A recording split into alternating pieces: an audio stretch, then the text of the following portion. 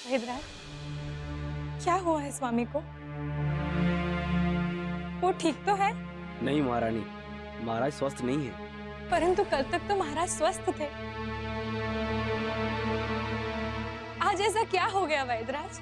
महाराज को हृदयघात हुआ है।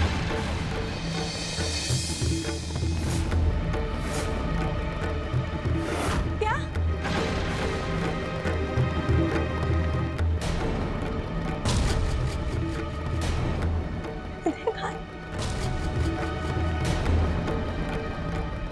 मेरे स्वामी,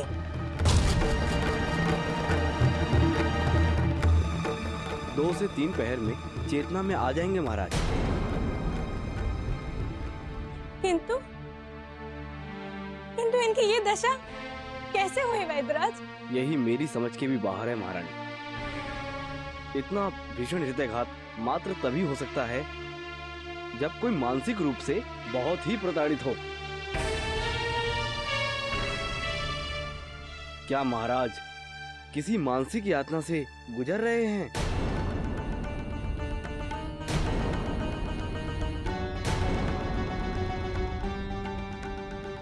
ये जड़ी बूटियां हैं, इनका अर्क निकालकर महाराज को पिलाते रहिए। प्रभु ने चाहा तो महाराज जल्द ही स्वस्थ होकर चल फिर सकेंगे। किंतु क्या वैद्यराज? किंतु ध्यान रहे, महाराज के स्वस्थ होने तक उन्हें कोई मानसिक वेदना नहीं पहुंचे। अन्यथा अन्यथा अन्यथा क्षमा करें महारानी।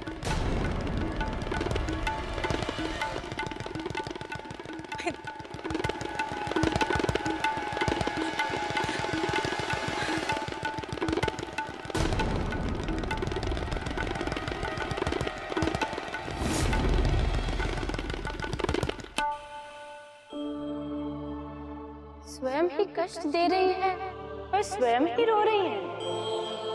नहीं देवी, आप अंजना को कुछ न कहें। प्रभु,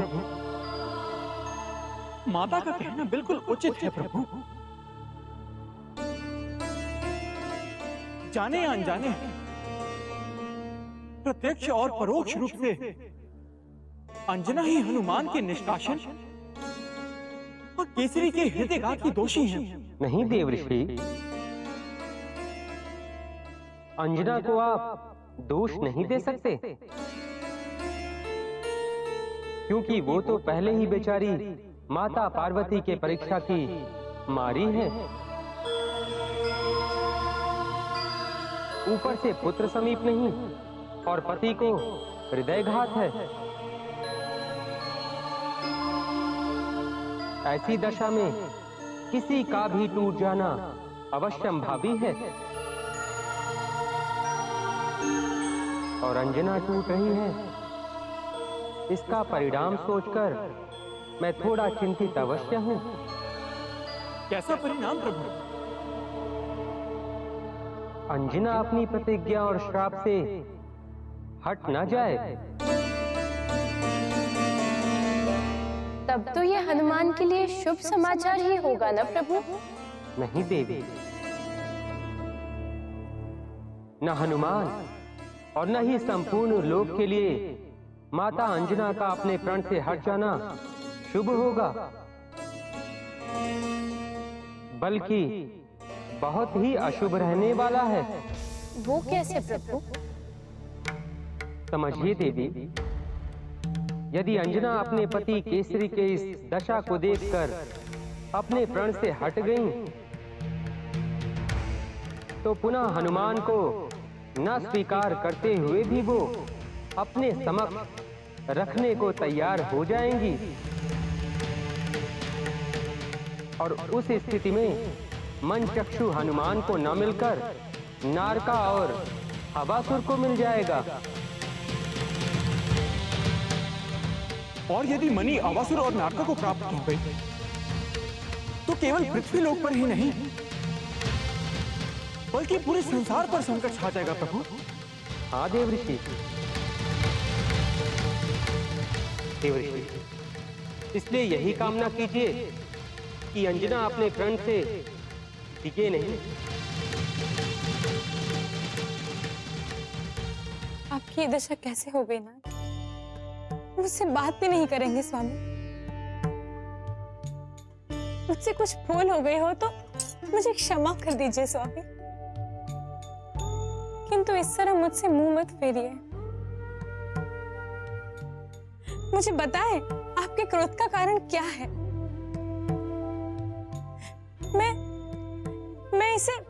मैं उसे दूर करने का हर संभव प्रयास करूंगी।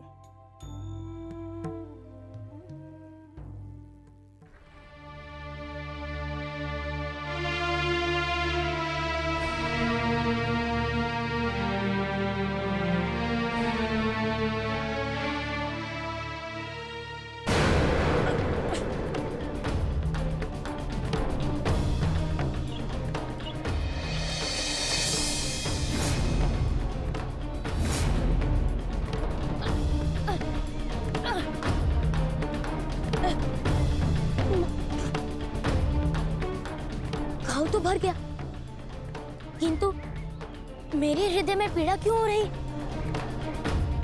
मुझे ऐसा लगता है जैसे मेरा कोई प्रिय किसी कष्ट में हो। मुझे ऐसा प्रतीत हो रहा है। कौन हो सकता है? कदाचित माता ही मुझे याद कर रही है, किंतु ये वेदना मुझे माता के पास से आते हुए प्रतीत नहीं हो रही। तो फिर कौन हो सकता है जो मुझे याद कर कर इतनी पीड़ा में है?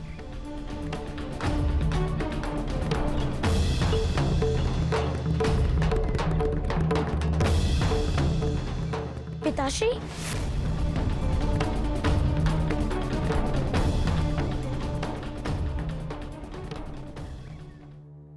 पुत्र, मेरे हनुमान कहाँ हो तुम?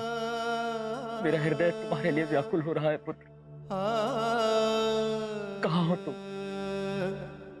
मेरे समीप आ जाओ पुत्र। आप भी अपने पुत्र के लिए व्यथित है ना, किंतु मुझसे कहेंगे नहीं? क्यों नाथ, क्यों? मुझसे ऐसा क्या पाप हो गया है कि आप मुझसे बात भी नहीं कर रहे हैं? मुझे मेरी भूल के लिए क्षमा कर दीजिए नाथ।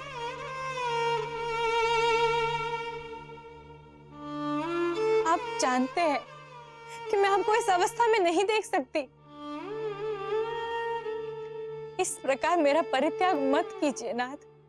मुझसे बात कीजिए स्वामी, मुझसे बात कीजिए।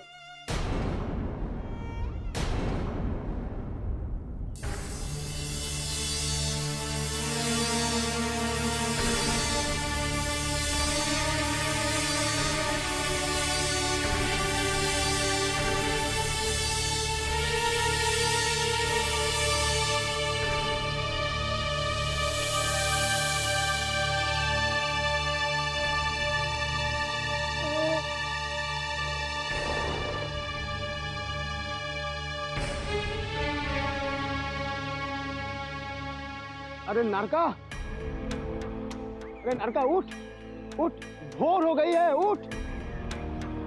थोड़ा सा विश्राम करने के लिए आया था, सारी रात सोने में ही व्यतीत कर दी।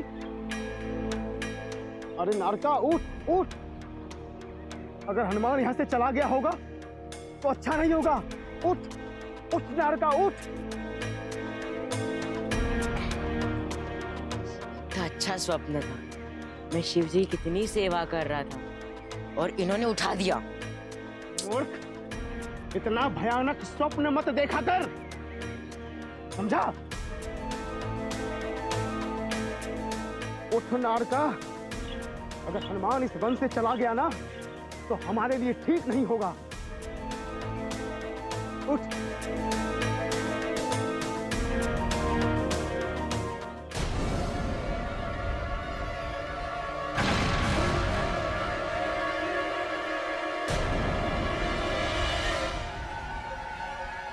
चाचा, वो देखो हनुमान।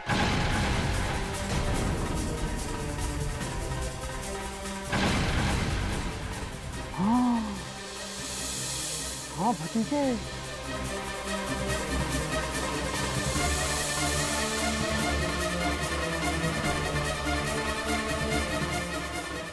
देखा चाचा, हमारा विश्राम करना शुभ हुआ ना।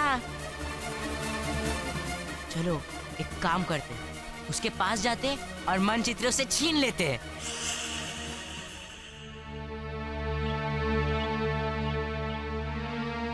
नहीं भतीजे, शत्रु की शक्ति को जाने बिना उस पर आक्रमण उचित नहीं है। तो क्या करे फिर? फल लेके जाए उसके लिए कि ये लो हनुमान जी, फल खाओ और हमें मानचित्र दे दो। सही कहा भतीजे, उसके पास फल लेकर ही जाते हैं। इस प्रकार उससे मित्रता भी हो जाएगी और मैं चुपके से मानचित्र चुरा लूंगा। परंतु चाचा, शत्रु के साथ मित्रता करना। भतीजे, हमें पता है कि हम उसके शत्रु हैं, किंतु उसे कहाँ पता है कि हम उसके शत्रु हैं।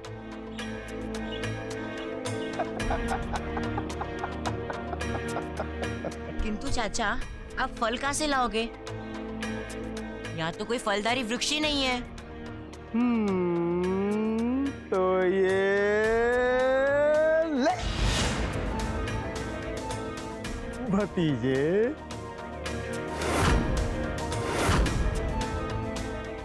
मायावी फल। भतीजे, जब ये फल हनुमान खाएगा तो मूर्छित हो जाएगा और हम मानचित्र चुरा लेंगे।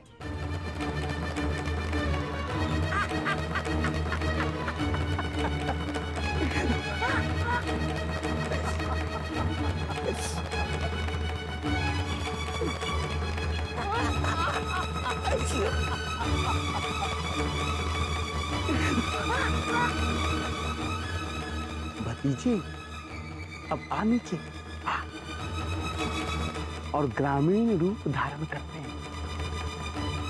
अच्छा भतीजे चल।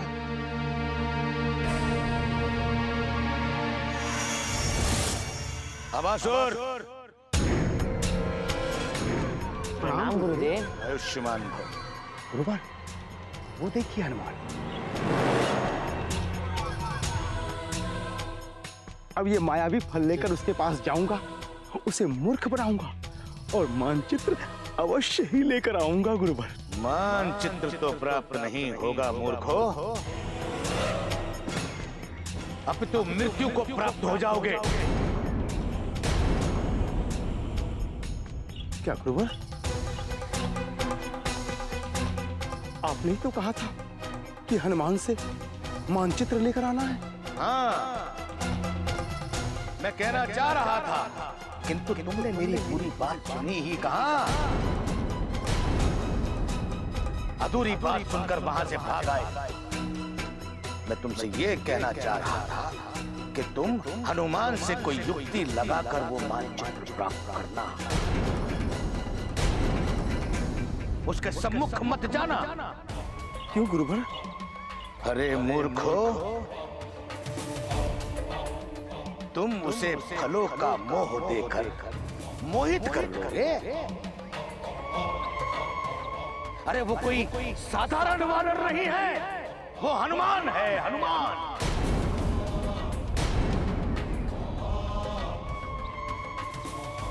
शिव का अंश। यदि तुम उसके सम्मुख गए तो उसे ज्ञात करने में कदापि समय नहीं लगेगा। उसे ज्ञात हो जाएगा कि तुम असुर हो। अब इन असुरों का वो क्या हाल करता है, ये तो संपूर्ण संसार को ज्ञात है।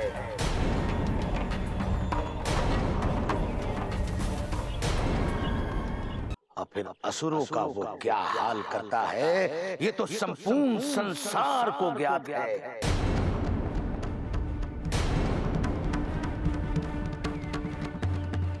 तो हम क्या करें गुरुवर? किस प्रकार हनुमान से मानचित्र प्राप्त करें?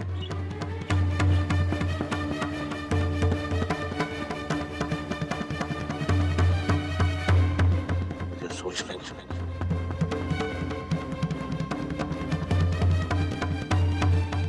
बताइए गुरुवर।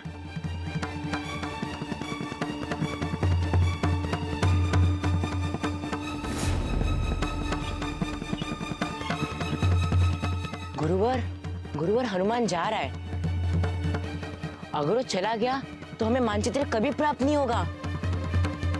आप कहते उससे मित्रता मत करो, उस पर सीधा आक्रमण भी नहीं कर सकते। तो गुरुवर आप ही बताएं कुछ उपाय हमारे लिए। गुरुवर कुछ उपाय बताइए जिससे हनुमान पर हम विजय प्राप्त कर सकें। असुर, हनुमान पे विजय प्राप्त नहीं की जा सकती, किंतु हाँ, उसे तुम उसके मार्ग से हटा सकते हो। किंतु कैसे गुरुवर? हनुमान को किसी भी रानी तक पहुंचने मत दो।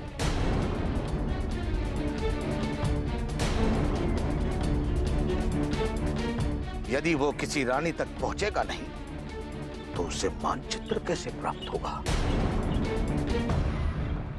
और यदि मानचित्र प्राप्त नहीं होगा तो मन चक्षुमणि कैसे प्राप्त होगी? किंतु वो भी इस मणि की खोज में है, तो कभी न कभी उसका और हमारा आमना सामना होगा। और यदि आपका कथन सत्य हुआ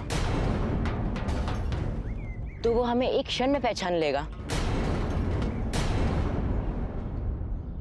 गुरुदेव, आप हमें कोई ऐसी शक्ति दीजिए जिससे हनुमान हमारा कुछ भी बिगाड़ ना सके।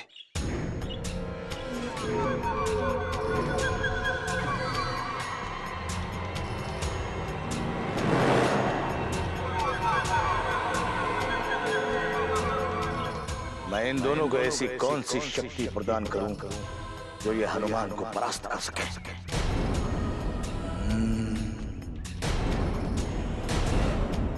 ये उपाय उचित रहेगा। हनुमान इन्हें पहचान ही नहीं पाएगा। महाराज औषधि ले लीजिए। बताएंगे नहीं मेरी क्या भूल है? इसी प्रकार मुझे दंड देते रहेंगे?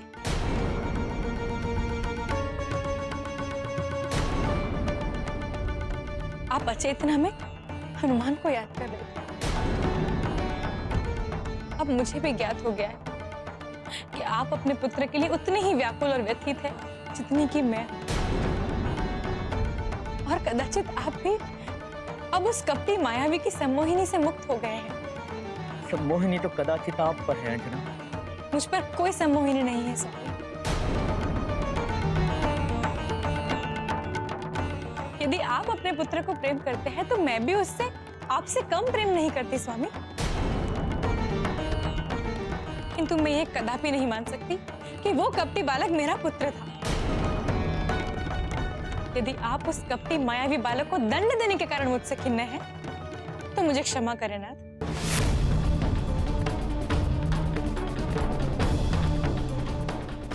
मैं अपने विचार उस दुष्ट के लिए कभी नहीं बदलने वाली। तो फिर आप कुछ नहीं समझती? कृपया करके मुझे एकाकी छोड़ दीजिए।